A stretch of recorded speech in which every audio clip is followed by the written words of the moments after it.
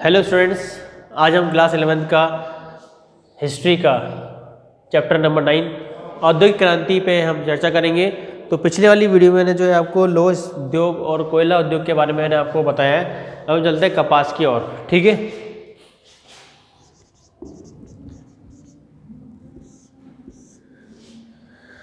कपास में देखिए आप, तो 18वीं सदी के प्रारंभिक वर्षों में कटाई का काम इतनी देखें धीमी गति से था और मेहनत के लिए किया जाता था कि एक बुनकर जो है, ठीक है, को व्यस्त रखने के लिए आवश्यक धागा काटने के लिए जो है 10 काटने वालों अधिक स्तरीय, जिससे स्पिनर, जिसे अंग्रेजी भाषा में प्रयुक्त स्पिंटर भी बना दिया की जरूरत थी पड़ती थी। इसलिए काटने वाले दिन भर कटाई के रूप में काम करने लगते रहते थे और जो है बुनाई के लिए काफ़ी जो है इंतजार किया जाने लगता था।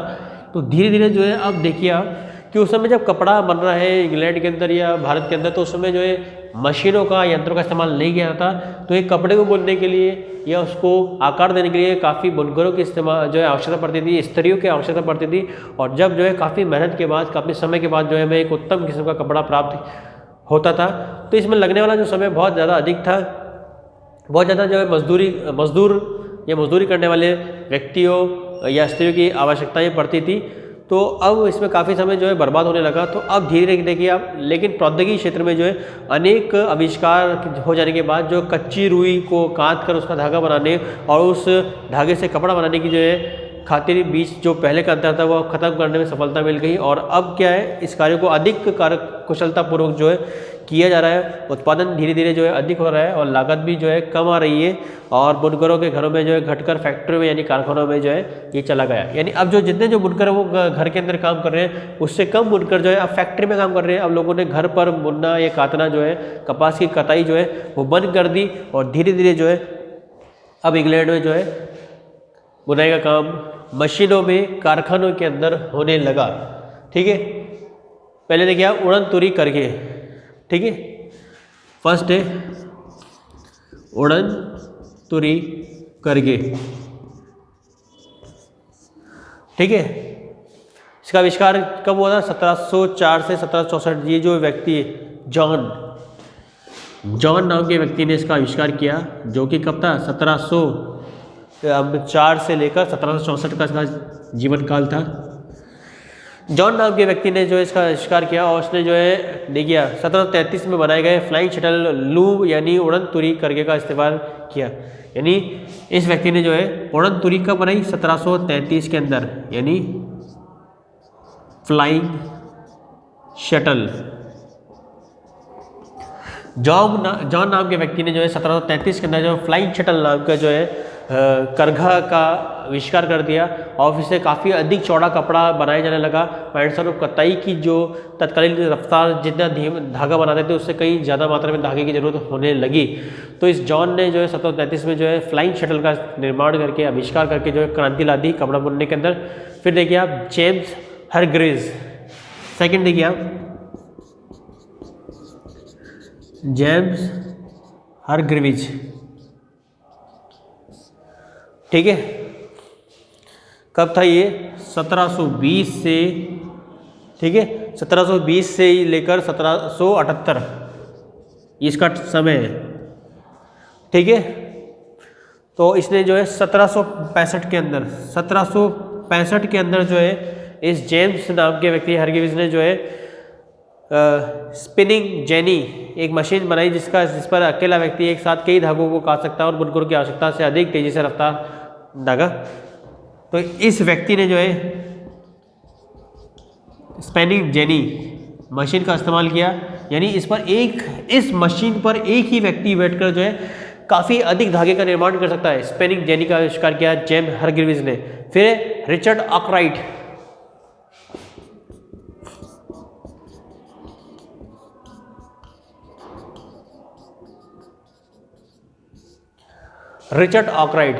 ठीक है, कब था ये? 1732 से लेकर, ठीक है, 1732 से 92 तक ये इसका समय काल है, इसका जॉर्ज आर्कराइट का। और उसने 1769 में आविष्कार किया वाटर फ्रेम। इसने क्या करा? वाटर फ्रेम कब बनाया? 1769 में। वाटर फ्रेम का आविष्कार कर दिया और इस वाटर फ्रेम से जो है मशीन द्वारा पहले से अधिक मजबूत धागे बनाए जाने लगे। यानी इस वाटर फ्रेम से क्या अधिक मजबूत धागे बनाए जाने लगे। इससे एक ही व्यक्ति जो है अधिक धागों का इस्तेमाल कर रहा है और इस जो है इस फ्लाइंग शटल से जो है बड़ी मात्रा में काफ़ी लंबा चौड़ा जो है धागा या धागा जो है सूत जो है तैयार किया जा रहा है। ठीक है, तो इस तरह से ये 3 तो जो है हमारे लिए काफ़ी इंपॉर्टेंट है। कई बार एग्जाम में आ चुके हैं, 1 वर्ड के क्वेश्चन ये आ चुके हैं जो आपको तैयार करने हैं। देखिए आ गया। तो रिचर्ड आर्कराइट जो है इसके बारे में आपको मैंने बता दिया है कि इसने जो है मजबूत धागा बनाने का जो है तकनीक को इस्तेमाल कर लिया और आगे होने लगा। देखिए अब आगे नंबर देखिए म्यूल, एक मशीन का उपनाम जो कि सैमुअल कॉम्प्रम्पटन ने जो द्वारा बनाई गई थी। इसका कता हुआ धागा और मजबूत और बढ़िया बनने लगा। ठीक है, तो हमारे लिए इतना इम्पोर्टेंट नहीं है।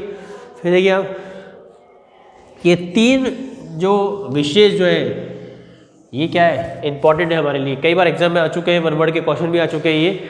ठीक है, तो देखिए आप कपड़ा उद्योग में मशीन के आविष्कार का दौर जो कतई और बुनाई कार्यों के बीच में संतुलन बनाने के लिए किया जा रहा था। एडमंड कार्टराइट ने जो है द्वारा 1787 में पावर लूम की शक्ति चालित करके आविष्कार को समाप्त कर दिया और पावर लूम को चलाना बहुत आसान था और जब भी धागा टूटता था वो अपने काम को बंद कर देते थे और इससे किसी भी तरह के धागे में बुनाई की जाती थी।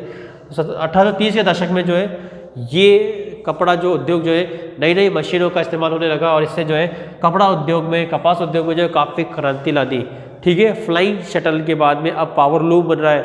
ठीक है, तो एडमंड कार्टराइट, एक नाम लिख रहा हूँ यहाँ पर,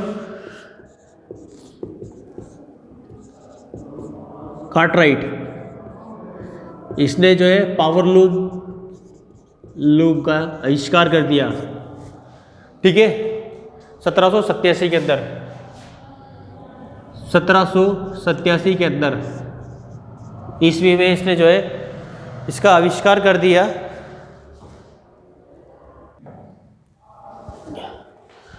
तो देखिए आप किस तरह जो है एडमंड कार्टराइट ने जो है पावर लूम का इस्तेमाल कर दिया। इस पावर लूम से जो है मशीनों से जो है अब बड़ी तेज़ी से जो है कपड़ा उद्योग या कपड़े का निर्माण भी शुरू हो चुका है। तो 1880 के दशक में जो है कपास उद्योग कई रूपों में ब्रिटिश औद्योगिकरण के प्रतीक बन गया और इस उद्योग की 2 प्रमुख विशेषता थी कि अन्य उद्योग में भी दिखाई देता था। यानी अब ये जो उद्योग जो है ये इसकी कई विशेषता थी। पहला तो कपड़ा बन रहा है इससे और इसमें कपड़े में इस्तेमाल होने वाली जो मशीन है इसका इस्तेमाल भी किया जा रहा है।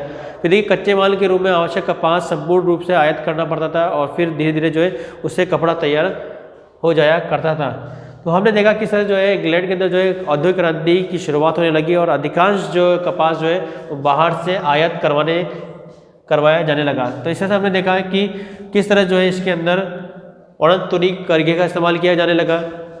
जेम्स हरग्रीव्स ने जो है स्पेनिंग जेनी का इस्तेमाल किया और उसके बाद रिचर्ड आर्कराइट ने जो है वाटर फ्रेम का आविष्कार किया। ठीक है, तो एक बार शॉर्ट में आपको बताता हूँ किस तरह से। तो फ्लाइंग शटल से जो है काफ़ी चौड़ा कपड़ा बनाया जा रहा है। स्पेनिंग जेनी से जो है एक ही व्यक्ति जो है कई अधिक धागों का निर्माण कर रहा है और वाटर फ्रेम से जो है अधिक मजबूत जो है धागा तैयार किया जा रहा है। ये इस तीनों की ही विशेषता है। और फिर उसके बाद में एडमंड कार्टराइट ने जो है पावर लूम का आविष्कार कर दिया और इस पावर लूम से जो है काफ़ी बड़ा आकार का और चौड़ा कपड़ा जो है तैयार किया जाने लगा कपास से।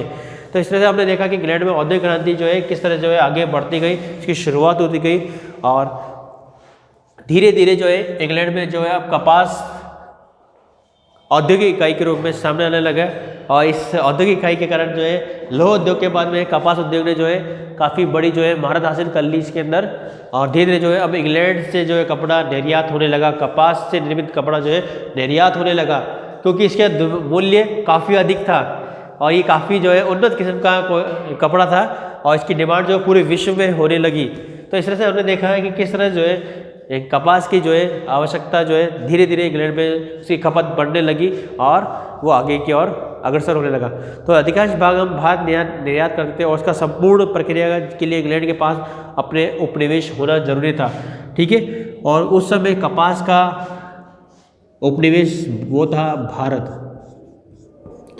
यानी भारत एकमात्र ऐसा देश था उस समय विश्व के अंदर जहाँ पर जो है उन्नत किस्म की कपास पाई जाती थी, उसका उत्पादन किया जाता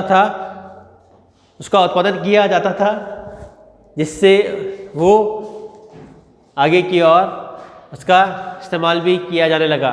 तो हमने देखा कि सर जो है भारत को अपना उपनिवेश बनाकर इंग्लैंड ने जो है भारत से जो है कपास इस्तेमाल या कपास का जो है आयात शुरू कर दिया भारत से और इस तरह से जो है धीरे धीरे जो है औद्योगिक क्रांति और आगे की ओर अग्रसर होने लगी।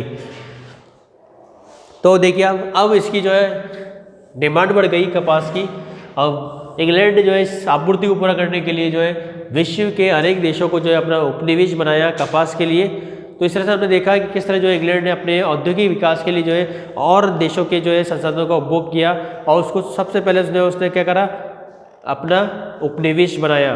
ठीक है, तो इस उद्योग के रूप में जो है कारखाने में काम करने वाली स्त्रियाँ और बच्चे बहुत ज़्यादा निर्भर थे, इसलिए औद्योगिकरण के प्रारंभिक काल की घिनौनी तस्वीर सामने आती है और जिसका वर्णन आगे किया गया है। तो इस तरह से हमने देखा है कि इंग्लैंड में किस तरह जो है कपास की खेती को बढ़ावा दिया गया। तो इस तरह से जो है इंग्लैंड में जो है हमने देखा है किस तरह जो है ये कारोबार बढ़ने लगा और इसकी शुरुआत होने लगी। तो इस तरह से ये हमारा जो अध्याय जो है और इस अध्याय में जो है औद्योगिक क्रांति के महत्वपूर्ण पहलू में जो है वह कपास भी आता है और किस तरह हमने देखा कि किस तरह जो है यहाँ पर आविष्कार के बाद आविष्कार हो रहे हैं और इस तरह से जो है वहाँ पर उद्योगों में क्रांति आ रही है। तो यदि हम देखें स्टेप बाय स्टेप देखें तो आवश्यकता आविष्कार की जर्नी है। तो इंग्लैंड में जिस तरह जो है आवश्यकता बढ़ने लगी, डिमांड आवश्यकता मांगे आने लगी, तो इस मांग को पूरा करने के लिए आविष्कार हुए और इस आविष्कारों ने जो है औद्योगिक क्रांति को बढ़ावा दे दिया और वहाँ पर उत्पादन के साथ साथ जो है आमदनी बढ़ने लगी और वहाँ पर जो है उत्पाद के अंदर यानी जो तैयार वस्तु जो है उसकी गुणवत्ता में और अधिक सुधार आने लगे और हमें अच्छी क्वालिटी की जो है उत्पाद यानी वस्तु का निर्माण होने लगा और इसकी विश्व में पूरे में जो है खपत और डिमांड थी। तो हमने देखा है किस तरह जो है इंग्लैंड के अंदर जो है इस तरह जो है औद्योगिक क्रांति के एक एक पहलू को हम जान रहे हैं। ठीक है, तो हम इसी तरह देखते हैं कि इंग्लैंड में जो है कपास उद्योग के साथ साथ जो है लोह उद्योग और जो है कोयला उद्योग और भी बड़ी मात्रा में जो उनका विकास होने लगा। ठीक है, तो अब एक चीज़ ध्यान रखिए, यहाँ पर मैं एक बार आपको रिपीट कर रहा हूँ वापस से ताकि आपको ये ध्यान रहे। फ्लाइंग शटल यानी चौड़ा कपड़ा का निर्माण। ठीक है, स्पेलिंग जेनी। ठीक है, यहां पर स्पेलिंग जेनी देखिए, स्पिनिंग।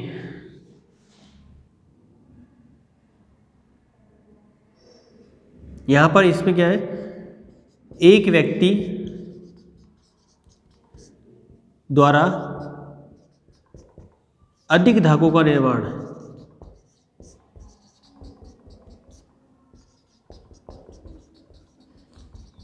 ठीक है, वाटर फाइबर करना है, मजबूत धागा। ठीक है, थ्रेड। तो इसमें ये ध्यान रखना ये योग्य बातें हैं और फिर इससे जो है मजबूत धागा, टिकाऊ कपड़ा, आकार बड़ा होना। ठीक है, इस पावरलूम से ये सारी चीज़ें होने लगी और पावरलूम आज भी जो है दुनिया में आज भी चल रहे हैं और इस पावरलूम से कई परिवार जो है वो भी अपनी जीविका अर्पण कर रहे हैं। और आज भी जो है भारत के अलावा विश्व के ऐसे देश हैं जहाँ पर आज भी पावरलूम जो है कार्यरत है और यहाँ पर कई लोग जो है उनको रोजगार मिल रहा है और वो अपनी जीविका चला रहे हैं। तो हमने देखा किस तरह जो है यहाँ पर जो है औद्योगिक क्रांति ने जो है कपास के क्षेत्र में जो है क्रांति ला दी और यही औद्योगिक क्रांति का एक पहलू भी है। तो इस तरह से जो है मैंने इस वीडियो में जो आपको बताया है वो जो ये आविष्कार जो है कब हुए ये मैंने आपको इस वीडियो के अंदर क्लियर कर दिया है। ठीक है, तो 1733 में जो है उड़न तुरी करगे का यानी फ्लाइंग शटल का इस्तेमाल निर्माण किया गया, आविष्कार किया गया। 1765 में जो है जेम्स हरग्रीव्स ने जो है स्पेनिंग जेनी का आविष्कार किया। रिचर्ड आर्कराइट ने जो है वाटर फ्रेम का आविष्कार किया और वाटर फ्रेम से मजबूत धागा बन रहा है। और फिर एडमंड कार्टराइट ने जो है 1787 में जो है पावरलूम का आविष्कार कर दिया। तो कई बार जो है वन वर्ड के क्वेश्चन आते हैं, पावरलूम का आविष्कार किसने किया और कब किया। ठीक है, उसके बाद फिर क्वेश्चन आता है कि वाटर फ्रेम से आप क्या समझते हैं, स्पेनिंग जेनी क्या है, फ्लाइंग शटल क्या है, इसका आविष्कार कब हुआ, कैसे हुआ, ये तमाम बातें जो है आपसे पूछी जा सकती है। तो आप जो है ये वन वर्ड के जो क्वेश्चन जो है आप उसको तैयार कर सकते हैं, ताकि आपको एग्ज़ाम के दौरान जो है दिक्कत नहीं आएगी। और ये एज ए इम्पोर्टेंट नोट्स के द्वारा भी जो आप उसको अपने ये नोटबुक में आप उतार सकते हो, ताकि आपको जो है आने वाले कंपटीशन एग्जाम के अंदर जो है आपको कोई दिक्कत नहीं होगी। और ये क्वेश्चन रिपीट होते हैं, क्योंकि ये जो है वेरी मोस्ट इंपॉर्टेंट क्वेश्चन होते हैं हमारे हिस्ट्री के इतिहास से, ना कि हमारे क्लास 11th के अनुसार। ठीक है, तो ये जो प्रश्न जो है ये हमेशा जो है काम आने वाले प्रश्न है, ये नहीं कि केवल हमारी ये 11th क्लास तक ही सीमित है, क्योंकि ये प्रश्न कहीं पर आ चुके हैं, हमारे कॉम्पिटिटिव एग्जाम के अंदर आ चुके हैं। फ्लाइंग शटल का निर्माण किसने किया? वो है जॉन नाम के व्यक्ति ने। ठीक है, और फिर वाटर फ्रेम का आविष्कार रिचर्ड आर्कराइट ने किया था। और फिर जेम्स हारग्रीव्स ने जो है स्पेनिंग जेनी का आविष्कार किया। और फिर सबसे बड़ा जो है पाउल लू का आविष्कार किसने किया? एडमंड कार्टराइट ने 1787 के अंदर इसका आविष्कार कर दिया।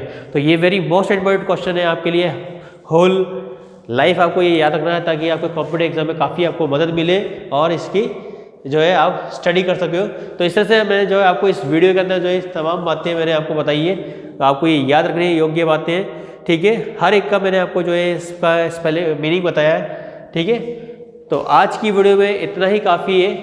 मिलते हैं फिर अगली वीडियो में, और फिर हम आपको जो है आगे चलेंगे और औद्योगिक क्रांति को आगे बढ़ाएंगे।